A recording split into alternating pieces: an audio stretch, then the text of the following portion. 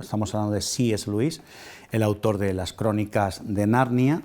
la obra referencial con sus 7 libros, sus 7 apartados o capítulos. Él fue bautizado en la Iglesia de Irlanda, ¿no? Hay épocas, digamos, en los primeros dos décadas de su vida, hasta que como medievalista, como escritor, como profesor universitario en el Magdalen College en Oxford, ya estamos hablando de la década de los 20, en el primer cuarto del siglo XX, donde además va a coincidir con la figura de Tolkien, ¿no? Por aquella época, después de la primera etapa de Tolkien en la Universidad de Leeds, cuando entra a formar parte del profesorado de Oxford, ¿no? Y es importante este vínculo, incluso hasta el punto de que Tolkien ya tenía una relación por lo previamente acontecido tras la orfandad que vivió y la muerte de su padre en Bloemfontein, en la actual Sudáfrica, y de su madre posteriormente en Inglaterra, cuando se habían trasladado allí. Decía que es importante el vínculo porque entre los dos van a tener, digamos, una serie de comportamientos, una serie de encuentros, una serie de vivencias muy paralelas durante muchas décadas de su vida, ¿no? Si Tolkien había participado en la Primera Guerra Mundial, Lewis también tiene vínculos con la Primera Guerra Mundial, o sea que el frente, lo que es el combate, lo que es la guerra, también aparece, ¿no? Hasta el punto de que tiene una serie de distinciones, ¿no? En el mundo literario, en la parte literaria, van a coincidir como medievalistas que también fueron y que tenían ese gusto, hasta el punto de confiarse escritos el uno al otro. Uno de los motivos por los que se instaura, por los que empieza, por los que echa a rodar la aventura de los Inklings, ¿no? Un nombre que toman prestado en un principio, o toman de un grupo de universitarios, allá por 1927-28, que ya existía en la propia Universidad de Oxford y que adoptan, hasta el punto que incluso que el despacho de C.S. Lewis va a ser el punto de inicio, no va a ser el típico o el bar que conocemos, el pub, el The Eagle and Child, el que sería, digamos, el punto de encuentro no solamente de ellos dos, sino de gente del mundo cultural, artístico de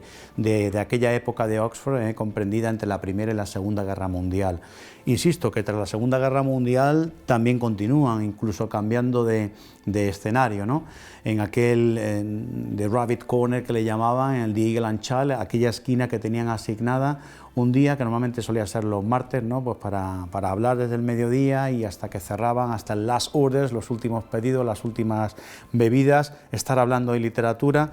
en algún encuentro en esas cartas que rememora Tolkien, como referencia de lo que es la obra o esas vivencias que compartió en grandes momentos o en muchos momentos de su vida con personajes coetáneos suyos, ¿no? El personaje de Lewis es interesante por esa huida, ¿no? de la corriente protestante, por ser o llegar antes que y ver la vida desde otra perspectiva, de la que no lo había visto antes, incluso pues converso después de años posteriores a los de Chesterton, por ejemplo, que fue en 1922, y por ejemplo la presencia de, como hemos hablado en algún otro capítulo, del padre Ronald Knox, ¿no? Entonces todo esto hace que la literatura del propio Lewis se impregne, ¿no? De esa corriente católica, una corriente que, por ejemplo, en las Crónicas de Narnia, en su libro de referencia, esa lucha, esa disputa entre el bien y el mal, para asociarlo, digamos, ¿no? En lo que es nuestra cotidianidad, lo que es nuestra vida diaria, pues lo hace ver no solamente a través de la literatura, porque su éxito redundaría en ser llevado al mundo de la gran pantalla, a través de series, a través del teatro, a través de cómics, de literatura infantil, con ilustraciones, a ser traducido en más de 40 idiomas, 41, 42 creo, a que las Crónicas de Narnia tuviesen ventas superiores, han tenido ventas de 105, 110 millones de esa obra, del ejemplar, de los siete libros, los 7 capítulos que lo componen, ¿no? Hasta el punto que la última batalla, ¿no? Pues nos encontramos con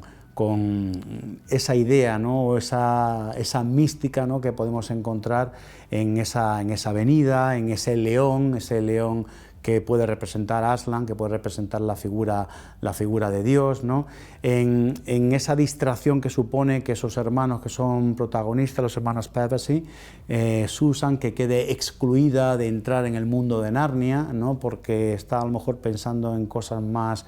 triviales o insignificantes, como puede ser una barra de labios o un maquillaje o las medias de nylon, por ejemplo,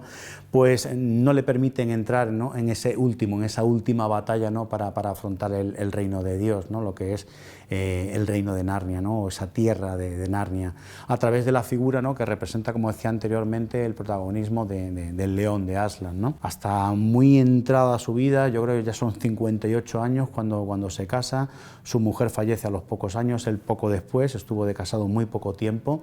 vivió solo muchas veces, muchos años de su vida, muchas décadas, entre los años 20, la conversión que comentaba anteriormente, y finales de los años 50, porque él fallece a mitad de la década de los 60. Importante, como decía, también la novela, ¿no?, en la novela y en el ensayo, ¿no? Hay un ensayo que escribe en 1941, que es el problema del mal o el problema del dolor, en el que el dolor, el sufrimiento, que hemos visto en otros autores en episodios anteriores, pues suponen, digamos, referentes, ¿no? O como por ejemplo las cartas, ¿no?, cartas del diablo a su sobrino en concreto, que es el título, que también nos da desde una perspectiva novelística, una perspectiva religiosa, algo que sería luego copiado incluso por programas radiofónicos y televisivos a través de la BBC, hasta el punto de que pues su voz y su pensamiento pues trasciende mucho más de las aulas, ¿no?, de lo que es la Universidad de Oxford de aquel entonces, ¿no? En aquel momento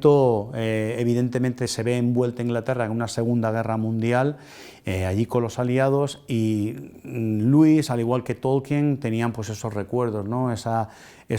reminiscencias de la Primera Guerra Mundial que habían sufrido en su propia carne, de esa generación perdida de muchos autores también que habían criticado, digamos, los combates, esa obra literaria que había llevado a la práctica en el caso de Tolkien a través de El Señor de los Anillos, y esa obra que va a quedar reflejada, ¿no?, pues con la disyuntiva, ¿no?, o la presencia del mal en nuestras vidas y el triunfo del bien que plantean las Crónicas de Narnia C.S. Lewis, ¿no? Importante también el hecho de que su obra es trasladada a un montón de países, ¿no?, porque la figura de Lewis no solamente tiene importancia en su país natal, plantada, aunque él nace en Irlanda del Norte, en concreto en Belfast, en Gran Bretaña, por todos esos años, esas décadas que vivió prácticamente como profesor emérito, ¿no?, de Oxford, del Magdalen College, sino por los impulsos que hizo en la creación de grupos literarios, en los que incluye incluso a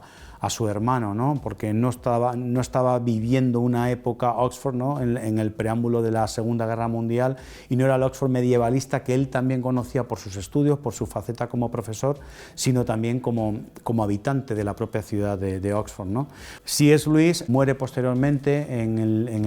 a mediados de los 60, como dijimos, después de haberse casado y haber disfrutado de la vida matrimonial durante escasos años, 2-3 años, y el legado tiene que ver principalmente no solamente con la presencia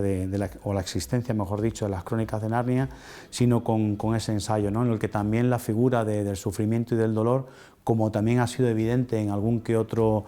protagonista de algún que otro capítulo, en los que la guerra, en los que los combates se han erigido también como vivencias personales o apariciones dentro de esas vidas en las que fueron protagonistas, pues también aparece aquí y es un personaje que lega su literatura y que sigue estando vigente, ¿no?, dentro de lo que es el pensamiento católico, y las referencias principalmente por el acercamiento al mundo de los Inklings, del cual también cubre Joseph Pearce, o incluso a través de la editorial Palabra, en la obra Conversos Literarios, Literary Converse originalmente, una obra de 2006, en la que Joseph Pearce también trata este grupete, ¿no?, este grupo de intelectuales a nivel de arte, de cultura y de literatura, que van a dar una resistencia, ¿no?, a lo que es el mundo después de, claro, los tristes acontecimientos también a nivel económico del crack del 29 en Estados Unidos, que evidentemente influyen en lo que es la Europa de aquella primera parte del siglo XX.